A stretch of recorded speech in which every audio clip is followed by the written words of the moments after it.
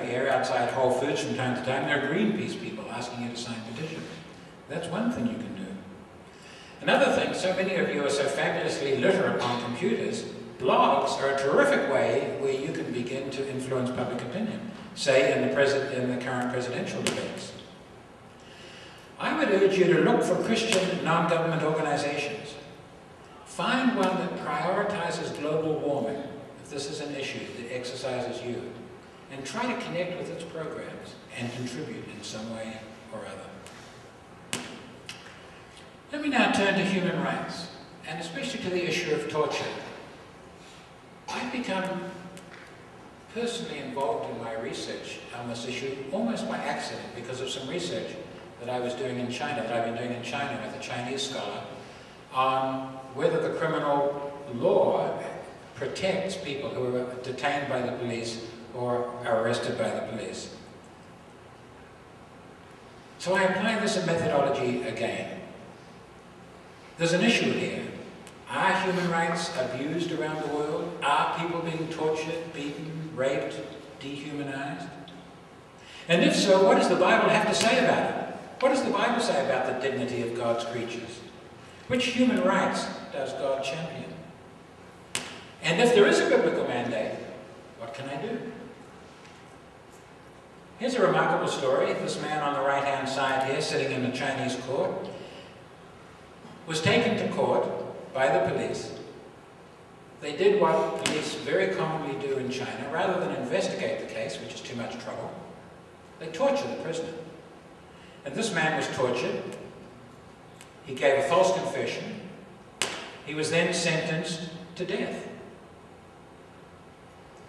And then look at that last paragraph. Even as his lawyer was presenting an appeals judge with testimony that police interrogators had given Lee electric shocks, beaten him, forced hot pepper water up his nose, made him drink water until it came out his ears, the real culprit was found.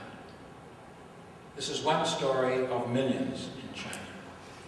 But what particularly captured my attention was when I talked to a lawyer and I asked him, one of China's top 10 criminal lawyers, according to one survey, and I said to him, what do you specialize in? He said, well, I do general criminal law, but I specialize in defending Christians. I said, where? He said, I fly all over China to defend Christians. Congress has a terrific commission called the Congressional Executive Commission. Look at that top extract from its annual report of 2005, its last annual report.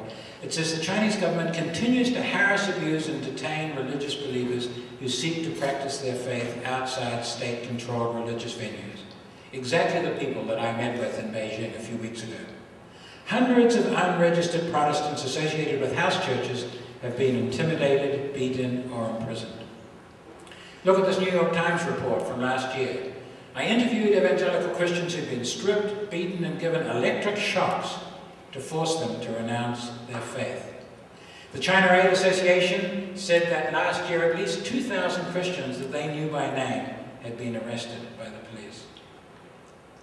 And look at these recent headlines in China. On the left-hand side there, you'll see an auditorium. This is a case that got tremendous attention, at least in the overseas press. An underground church got fed up applying to build a building for its church members and not getting permission, so it went ahead and built the building. It was almost completed when the township authorities decided to bulldoze it. And so the Christians surrounding the church trying to defend the new building got into fights with the police. They were beaten by the police and many of them were arrested. Note these other headlines. Priests arrested. House church leaders sentenced to labor camps. 3 church leaders arrested in China. Now, I focused on China because it just happens to be the place where I'm doing research. The biblical mandate on torture here, I give you extracts from 2 very important evangelical documents in the United States. Those documents are not about torture in China. Those documents are about torture being perpetrated by the American government after 9/11. The National Association of Evangelicals has a splendid document from March of 2007 which affirms that every human life is sacred, that human rights that we often think come from the United Nations or come from the Enlightenment actually originate from Christian theology and from the Bible itself. And these evangelicals affirm it is a fundamental human right for the security of the person that persons are not, under any circumstances, terrorist or no terrorist, to be tortured. And then another document, also at the National Association of Evangelicals website, is an evangelical declaration against torture. Here are the points that we've already been talking about tonight.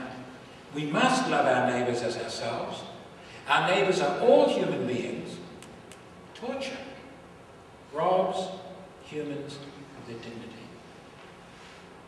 Torture robs people of their dignity who are made in the image of God. Torture defiles God's creation. So what can I do? I can begin by protesting the use of torture in the United States by the United States government. The United States has tremendous moral impact on the rest of the world. I travel very widely around the world and I deal a lot with delegates of the United Nations. The effect of what the United States has been doing since 9/11 on the US's reputation around the world has been dreadful.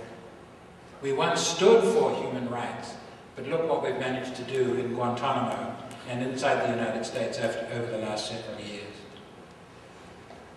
In our churches, we can encourage our local churches to pray and support churches in the Global South. Just a couple of weeks ago, a pastor of a huge house church in Beijing sent out a plea saying that the secret police and the security police in Beijing had called him in to grill him about his church and about what he was teaching and about who his church members were and about what their plans were and what their activities were.